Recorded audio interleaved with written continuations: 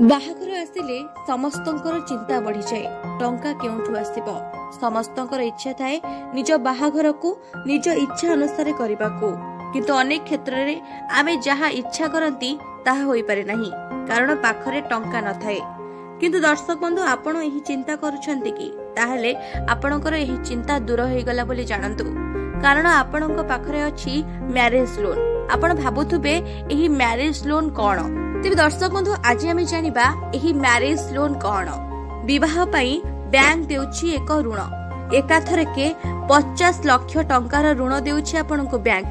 कथाटा सुनिबा परे हुए तो आपणकर विश्वास हेउ नथिबो, किंतु आज्ञा कथाटी संपूर्ण भावे सत। एक मध्यवर्त परिवार लोकंक पई बाहाघर हेउछि एक बड़ उत्सव। आउ एही विवाह उत्सव एबे दिनको दिन अधिक एक्सपेंसिव हेबारे लागिछि। अधिक टंका खर्च हेउछि विवाह रे। आजिकाली साड़ी ठारू आरंभ करी ड्रेस सबुर मूल्य आकाश छुआ हेई गलानी। आगो को गोटे बाहाघर रे जितनी टंका खर्च होउतला एबे ताहार 10 गुणा बढ़ी गलानी।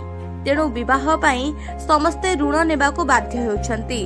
विवाह रे आपनकु जो लोन दिया जिवो एहा आपनकर व्यक्तिगत बा पर्सनल लोन। विवाह संबंधी खर्च पूरण पई एही लोन दिया जाय थाए। भेन्यू बुकिंग ठारू आरंभ करी कैंटरिंग व्यवस्था, पोशाक किणाकिणी आदि खर्च परिचालन रे एही टंका आपण लगेई परिबे। बिना सिक्यूरिटी डिपोजिट रे जणे चाहिले 50,000 रु 50 लाख टंका पर्यंत विवाह ऋण नै परिबे। हेले 12 रु 60 मास मध्यरे एही ऋण आपणको प्रतिशोध करबाकू पड़िबो। बिना आर्थिक चापरे विवाह उत्सव को सुचारू रूपे आयोजन करबाकू चाहुतबा लोकंक पई एहा एक उत्तम विकल्प। ऋण पई आवेदन करिथिबा व्यक्तिक बयस 21 रु 60 वर्ष मध्यरे होइथिबा आवश्यक। सबठारु गुरुत्वपूर्ण कथा हेउछि एही लोन जे अप्लाई करूछंती से जणे भारतीय नागरिक होइथिबा दरकार, कारण एही मैरिज लोन केवल भारतीय माननक पई ताकर एक स्थिर रोजगार स्रोत रहिथिबा जरूरी।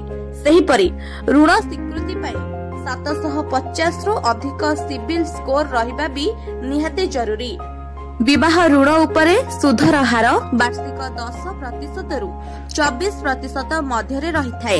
एही हार आपणकर क्रेडिट प्रोफाइल एवं बाजार अवस्था उपरे निर्भर करे। तेबे दर्शक बंधु, आपण माने जानिले आजि मैरिज लोन कोन। ताहले आपण मानकर विवाह रे पई जो टेंशन थाए कि पैसा कोठु आनिबे, भाबुची एही भिडियोटी देखि साला परे आपणकर से सब टेंशन दूर हो जाइथिबो। जाजपुर मनीषा राउत का रिपोर्ट, न्यूज 18 लोकल।